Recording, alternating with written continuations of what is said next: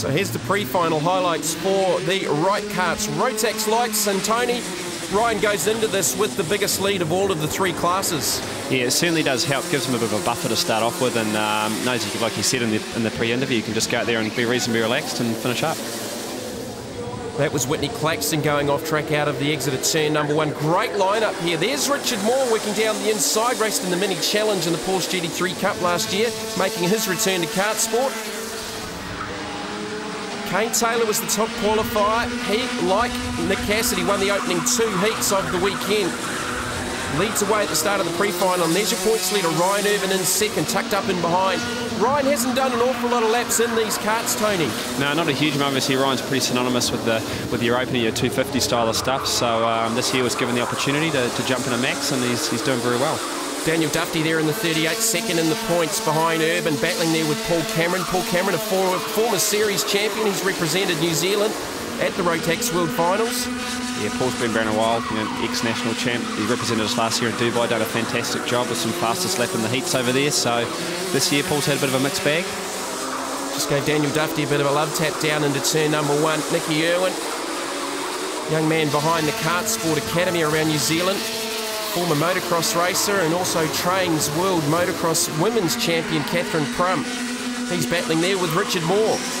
Yeah, Nicky's he's had once again had a bit of a battling year, being on and off, and he's had some good pace at meetings. And Nicky's one of those ones we've got to work pretty hard, because obviously he hasn't got the likes of ourselves where we can just jump in and drive the thing. He's got hand control, so there's a bit involved with his driving technique. Yeah, he does a great job. This is the battle for 4th, 5th, 6th and 7th. 63 is Mason Armstrong. Just on the back of this group, Cameron, Duffy, Matt Griffin in the Auckland Hydraulic Supplies 59 goes down the inside of Duffy. Daniel Duffy's just struggling here a little bit in the pre-final.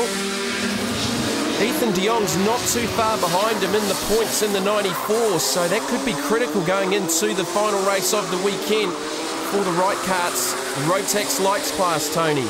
Yeah, certainly good battle by these boys. You've got a couple of young lads, Mason Armstrong, Matthew Griffin. Matthew Griffin's very fresh into the sport, only been doing it 2 years, and yeah, really proving his worth. And they've only just moved up from the junior class in the last 12 months as well. Yes, exactly. So very small amount of experience, but Matthew's certainly proving he can mix it with the big boys. What's the secret to getting around Kart Sport Auckland, the Pallet Company Raceway? Because it is quite technical, but over the years there's a lot of bumps under brakes at critical points of the track. Yeah, very much so. This is one of the original seals they've got on the track, so it is quite bumpy in places. So you've got to run a kart reasonably soft where it's going to ride the bumps, but at the same time you don't want it too free where the kart's going to be fairly undrivable. As we move back up front with the leaders, and Ryan Irvin has not let Kane Taylor get away. This is the final lap out of the pit turn. Down towards the corner we call grandstand, under the total span dog set up on the trailer there. Kane Taylor's got to hold on. Another 100% winning record for the weekend. He holds off the points leader, Ryan Irvin. Kane Taylor with the win from Irvin. Ethan de Jong, that'll help him in the points. Cameron 4th, Griffin 5th, and it's Duffy, Armstrong and Moore.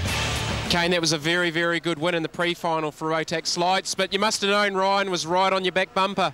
Oh, I sure did. I knew if I was going to make a mistake, he'd be straight in there. He's a good driver, and I just had to keep the car going, keep it straight, keep it smooth, and it's good.